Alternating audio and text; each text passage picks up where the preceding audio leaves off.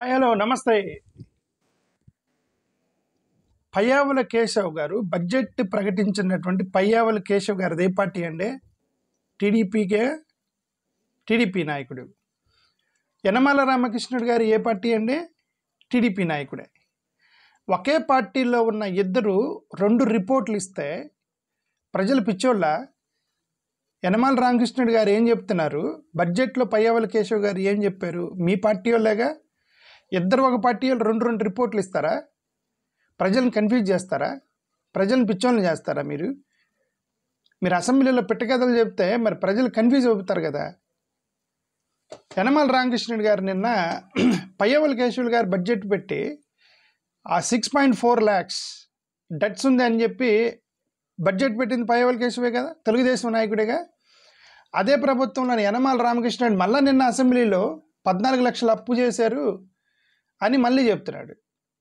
ఎలా చేశారంటే క్యాగ్ క్యాగ్కి చెప్పకుండా, అంటే క్యాగ్ రిపోర్ట్లో రాలేదు ఎందుకంటే వాళ్ళు క్యాగ్కి చెప్పకుండా కొన్ని అప్పులు చేశారట.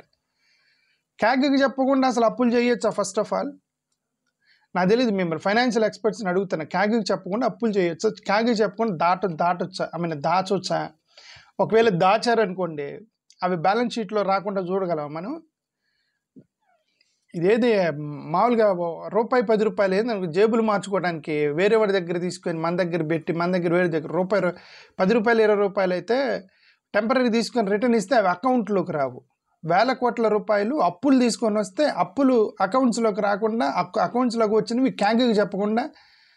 సరే, క్యాగ్కి చెప్పలేదు, నీ అకౌంట్స్ బుక్లో రాయలేదా? అకౌంట్స్ బుక్లో ఫిగర్సే కదా నువ్వు బడ్జెట్లో పెట్టావు. ఓకే, యనమల రామకృష్ణుడు గారు 14 లక్షల కోట్లు అప్పు తీసుకున్నారు, క్యాగ్కి చెప్పలేదని చెప్పారు. సరే, ఒకవేళ అది నిజమే అయితే ఇక్కడ వాల్యూమ్ 5 అనే దాంట్లో వైఎస్ఆర్సిపి గవర్నమెంట్లో తీసుకున్నటువంటి ఆఫ్ బడ్జెట్ అప్పులు ఎంత ఉన్నాయని ఒక సెక్షన్ 5 వాల్యూమ్ 5 అని ఒక సెక్షన్ కింద పెట్టి ఆఫ్ బడ్జెట్లో ఉన్నటువంటి అమౌంట్ వేశారు. ఎవరు వేశారు? అది చూపించింది ఎవరు? బడ్జెట్లో చూపించారు. బడ్జెట్ వేసింది పయ్యావుల కేశవ్ గారు. పయ్యావుల కేశవ్ గారు బడ్జెట్లో వాల్యూమ్ 5లో ఆఫ్ బడ్జెట్ బారోయింగ్స్ అనేవి 2,20,000 ఎంత చూపించారు? ఒక ఫిగర్ చూపించారు. అది ఎంత చూపించారు? ఒక ఫిగర్ అయితే చూపించారు. ఈ ఫిగర్ ఏదైతే ఉందో అది ఎగ్జాక్ట్గా వైఎస్ఆర్సిపి గవర్నమెంట్లో ఉన్నదాన్నే చూపించారు. అంటే వైఎస్ఆర్సిపి గవర్నమెంట్ ఉన్నప్పుడు ఆఫ్ బడ్జెట్లో ఎంత అమౌంట్ అయితే ఉందో అదే అమౌంట్ ఇప్పుడు టీడీపీ బడ్జెట్లో చూపించారన్నప్పుడు, ఒకవేళ వైఎస్ఆర్సిపి క్యాగ్కి చెప్పకపోతే దాన్ని మీరు ఇప్పుడు యాడ్ చేస్తే మీ అమౌంట్ పెరగాలి కదా. సేమ్ అమౌంట్ ఉందంటే అర్థం ఏంటి? ఆఫ్ బడ్జెట్లో వీళ్ళు దాచింది ఏం లేదని అర్థం.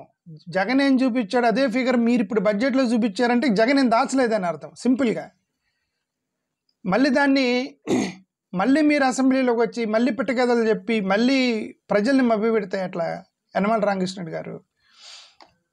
ఓకే, ఇప్పుడు ఆఫ్ బడ్జెట్ 2,23,400 కోట్ల రూపాయలు ఆఫ్ బడ్జెట్లో వేయలేదు, కానీ అప్పు తీసుకున్నాడు జగన్మోహన్ రెడ్డి అని చెప్తున్నారు. ఆ ఫిగర్ ఎక్కడ ఉంది?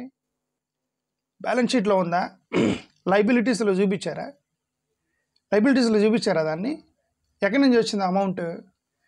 తెలియదు. ఓకే, ఇంకొకటి, ఈయన ఏమని ఎలిగేషన్ చేస్తున్నాడంటే యనమల రామకృష్ణుడు గారు, వైఎస్ఆర్సిపి గవర్నమెంట్ అనేది గ్యారంటీ లిమిట్ 90% నుంచి 180% దాటిపోయింది అని చెప్పి ప్రచారం చేస్తారు. అంటే అసెంబ్లీలో చెప్తున్నాడు 90% నుంచి 180% వరకు లిమిట్ దాటి తీసుకున్నారు డబ్బులు అని చెప్పి చెప్తున్నారు. ఓకే, బట్ యాక్చువల్గా అయితే మన బడ్జెట్లో ప్రకారం ఇదెంతంట? యాజ్ పర్ లా 2,23,400 కోట్ల వరకు పర్మిషన్ ఉందట. ఆఫ్ బడ్జెట్ నుంచి మీరు గ్యారంటీలు, అంటే గ్యారంటీడ్ అంటారు కానీ మీరు గ్యారంటీ ఇస్తారు ఆఫ్ బడ్జెట్ అంటే. ఓకే, మీ అకౌంట్లోకి డబ్బుల్లోకి రావు, బట్ మీరు ఎక్కడో షూరిటీ ఇస్తారనమాట, దాన్ని ఆఫ్ బడ్జెట్లోకి వెళ్తాయి అప్పుల కిందకే. ఈ 2,23,400 కోట్ల వరకు చట్ట ప్రకారం పర్మిషన్ ఉంది ఆంధ్రప్రదేశ్ గవర్నమెంట్కి, మీరు షూరిటీ ఇవ్వటానికి, గ్యారంటీ ఇవ్వటానికి. జగన్మోహన్ రెడ్డి గారి గవర్నమెంట్లో ఇప్పటి వరకు వాళ్ళ గ్యారంటీడ్ అమౌంట్ 1,54,797 కోట్ల రూపాయలు. 1,54,797 కోట్ల రూపాయలు, 2,23,000 కోట్ల వరకు పర్మిషన్ ఉంది. అంటే జగన్మోహన్ రెడ్డి గారు గ్యారంటీడ్ అమౌంట్ పెట్టింది 89%. 89% మాత్రమే యూజ్ చేశారంటే ఇంకా పర్మిషన్ ఉంది. జగన్మోహన్ రెడ్డి గారి ప్రభుత్వంలో ఆఫ్ బడ్జెట్కి అప్పులకి వెళ్ళేటువంటి పర్మిషన్ ఇంకా ఉంది. అలౌడ్ అమౌంట్ కంటే తక్కువే ఇచ్చారు.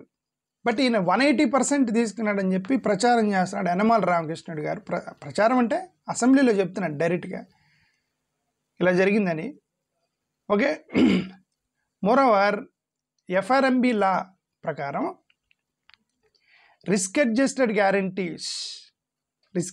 గ్యారంటీస్ అంటే నువ్వు ఎక్కడో షూరిటీ పెడుతున్నావు, సంతకం పెడుతున్నావు. ఇప్పుడు ఒక సంస్థ లోన్ తీసుకుంటుంది, ఇప్పుడు విద్యుత్ సంస్థ లోన్ తీసుకుంటుంది, దానికి గవర్నమెంట్ షూరిటీ ఇస్తుంది, గ్యారంటీ ఇస్తుంది.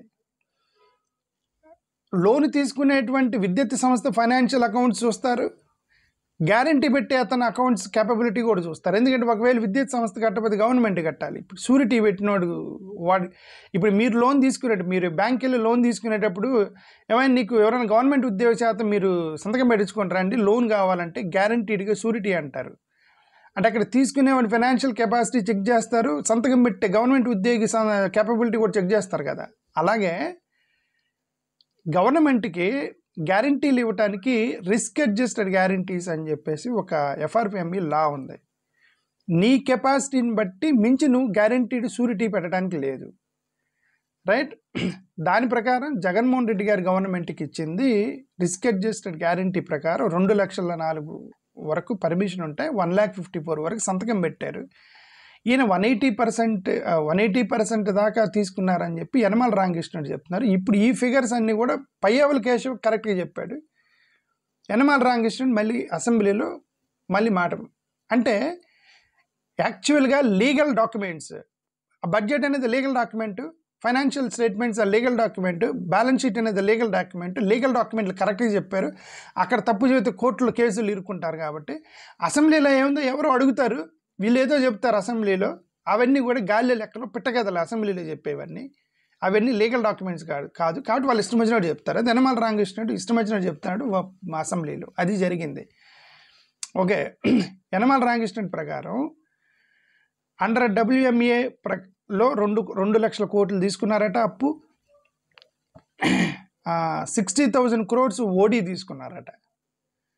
బట్ యాక్చువల్గా అవి తీసుకున్నా కూడా జగన్మోహన్ రెడ్డి గారి గవర్నమెంట్ దిగిపోయేసరికి ఈ రెండు ఉన్న అమౌంట్ ఓడి కేవలం 594 కోట్ల రూపాయలే ఉందని, బ్యాలెన్స్ ఓడి ఎంత ఉంది అంటే 594 కోట్ల రూపాయలు ఉందని పయ్యావుల కేసు బడ్జెట్లో ఉంది. అదే పార్టీకి చెందిన యనమల రామకృష్ణుడు గారు 2,50,000 కోట్ల రూపాయలు తీసుకున్నారు అవుట్ స్టాండింగ్ డెట్ అని చూపిస్తాయి. మీకే clarity. Why don't you people sit together and present? Why can't Yanamala Ramakrishnudu and Payyavula Keshav, Chandrababu Naidu గారు మీ ముగ్గురు కూర్చొని మీరు ఎందుకు కరెక్ట్గా ఫిగర్స్ తీసుకొని పబ్లిక్ ముందుకు రారు? పయ్యావుల కేసు ఒకటి చెప్తారు బడ్జెట్లో, మీరు ఒకటి చెప్తారు అసెంబ్లీలో. చంద్రబాబు నాయుడు గారు చూసి ఎస్ మంచిగా మేనేజ్ చేస్తున్నారు పబ్లిక్నని. ఇదంతా ఎందుకు మనకి? Why don't you sit together and have the correct figures? Payyavula Keshav ఏదైతే బడ్జెట్లో చెప్పాడో అదే ఫిగర్ యనమల రామకృష్ణుడు గారు అసెంబ్లీలో చెప్పాలి కదా. ఎందుకు ఇవన్నీ అనేది, ఈ కన్ఫ్యూజన్ ఎందుకు పబ్లిక్ అనేది? యనమల రామకృష్ణుడు గారు క్యాపిటల్ అవుట్లే గురించి ఏమన్నారు? యనమల రామకృష్ణుడు గారు క్యాపిటల్ అవుట్లే వైఎస్ఆర్సీపీ గవర్నమెంట్కి సంబంధించి చాలా తక్కువ ఉంది అన్నారట. కానీ ఒరిజినల్గా క్యాపిటల్ అవుట్లే ఎంత ఉందంటే 2019-20కి 12,242 కోట్ల రూపాయలు ఉంది. 21కి 18,900కి పెరిగింది, 21-22కి 16,000కి పెరిగింది, 22-23కి 7,000 ఉంది, 23-24కి 23,350 కోట్ల రూపాయలు. సింగిల్ డిజిట్ కూడా లేదన్నాడు యనమల రామకృష్ణుడు అసెంబ్లీలో చెప్తూ. క్యాపిటల్ అవుట్లే సింగిల్ డిజిట్ కూడా లేదన్నాడు. 23,330 కోట్ల రూపాయలు యాజ్ పర్ ది రిపోర్ట్. అది సింగిల్ డిజిటా? ఇది ఎవరు ఇచ్చారు? 23,000 పయ్యావుల కేశవ్ బడ్జెట్ ఇచ్చింది. అదే చెప్తున్నా, పయ్యావుల కేశవ్ బడ్జెట్ ఒకటి చెప్తే యనమల రామకృష్ణుడు ఇంకోటి చెప్తే వినేటువంటి ప్రజలు మనల్ని పిచ్చోళ్ళని అనుకోవడం తప్పు. నేను అదే చెప్తున్నా, ప్రజలు పిచ్చోళ్ళని మీరు అనుకోవడం తప్పు. ప్రజలు పిచ్చోళ్ళు కాదు. మీరు గమనిస్తున్నారు పయ్యావుల కేశవ్ బడ్జెట్లో ఏముంది, యనమల రామకృష్ణుడు ఏం చెప్తున్నాడు అనేది ప్రజలు చూస్తూ ఉంటారు. చూడాలి, జాగ్రత్తగా మీరు ప్రజెంట్ చేయాలని గవర్నమెంట్కి రిక్వెస్ట్. అండ్ యనమల రామకృష్ణుడు గారు ఏమన్నారు, GSDP gross state domestic product అంటే -2.7% ఉందని అన్నారట. -2.7% అంత. వైఎస్ఆర్ గవర్నమెంట్లో, వైఎస్ఆర్సీపీ గవర్నమెంట్లో -2.7% నెగిటివ్ గ్రోత్కి వెళ్ళింది జిఎస్డిపి అని. Negative growth. జగన్మోహన్ రెడ్డి గారు ఎన్నిసార్లు ప్రజెంటేషన్ ఇచ్చాడంటే జిఎస్డిపి 4.47% ఉంది నా ప్రభుత్వం అని చెప్పి ఇప్పటికి 3 సార్లు ప్రజెంటేషన్ ఇచ్చాడు ఆయన. 4.83%కి పెరిగింది జగన్మోహన్ రెడ్డి గారు దిగిపోయేసరికి. 4.83% జిఎస్డిపి ఉందని చెప్పి రిపోర్ట్ చెప్తుంది. Ministry of statistics and programme implementation సంబంధించిన రిపోర్ట్ అది.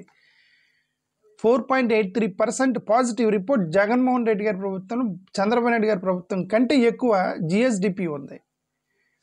నెగిటివ్ మైనస్లో ఉందని చెప్తున్నాడు యనమల రామకృష్ణుడు గారు. మళ్ళీ పయ్యావుల కేశవ్ బడ్జెట్ మాత్రం బాగానే ఉంది. పయ్యావుల కేశవ్ బడ్జెట్, నేను అదే చెప్తున్నా, బడ్జెట్లో మోసం చేయలేరు. బడ్జెట్లో వేసే ప్రతి ఫిగర్ లీగల్గా ఉండాలి. కోర్టుల్లో ఇరుక్కుంటారు వాళ్ళు. కాబట్టి బడ్జెట్లో తప్పు లెక్కలు పెట్టలేరు. కాబట్టి పయ్యావుల కేశవ్ బడ్జెట్ మొత్తం క్లీన్గా ఉంది. అసెంబ్లీలో పిట్టకథలు చెప్పవచ్చు. అసెంబ్లీ యొక్క సెషన్స్లో మీ ఇష్టం వచ్చినట్టు ఏదైనా నోటికి ఏదో వస్తుంది మాట్లాడవచ్చు. ఎందుకంటే అక్కడ అడిగేవాళ్ళు స్టూడెంట్ లెక్చరర్ని డెఫినేషన్ అడిగితే అడిగేవాడికి తెలియదు, చెప్పేవాడికి తెలియదు అన్నట్టు, ఈడేదో అడిగితే ఆడేదో చెప్తాడు అన్నట్టు. కొంతమంది మేనేజింగ్ క్లాస్ రూమ్ ఓకే, స్టూడెంట్ని ఎలా మేనేజ్ చేయాలో టీచర్కి బాగా తెలుసు. అలాగే ఈ ఎక్స్పీరియన్స్డ్ పొలిటీషియన్స్కి పబ్లిక్ని ఎలా మేనేజ్ చేయాలో తెలుసు. కాబట్టి బడ్జెట్లో ఒకటి పెట్టి అసెంబ్లీ సెషన్లో ఒకటి చెప్తారు. ఇప్పుడు అదే పయ్యావుల కేశవ్ ఒకటి బడ్జెట్లో పెడితే యనమల రామకృష్ణుడు అసెంబ్లీలో ఒకటి చెప్తున్నారు. అది జరుగుతుంది. ఇది ఎంటైర్ అప్పులకు సంబంధించి ఎంత ఫేక్ రిపోర్ట్ పోతా ఉంది. Thank you.